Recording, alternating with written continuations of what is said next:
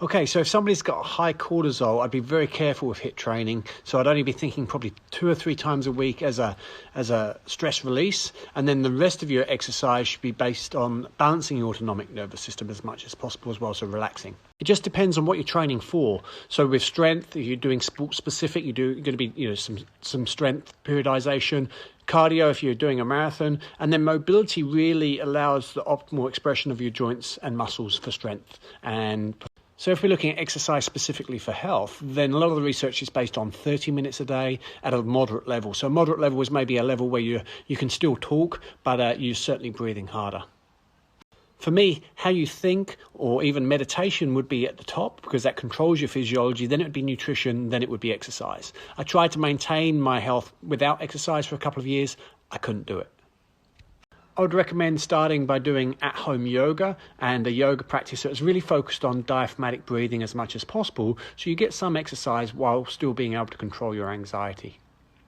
Moderate exercise has been shown to actually improve immunity, whereas intensive exercise has been shown to lower immunity because of the impacts on stress levels within your body.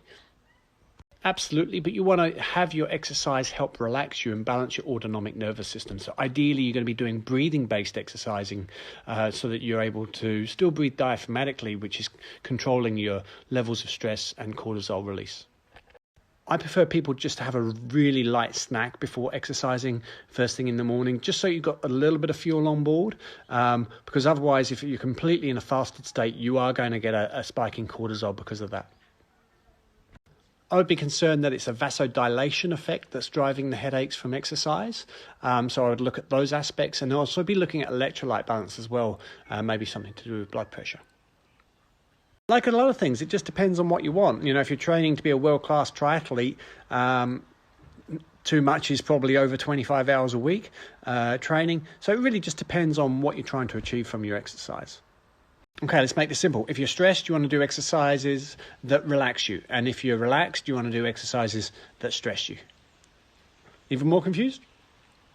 You really want to be using big muscle groups that involve the thigh and hamstring and glutes. So squats, lunges, maybe supine hip extensions. These would be really, really beneficial.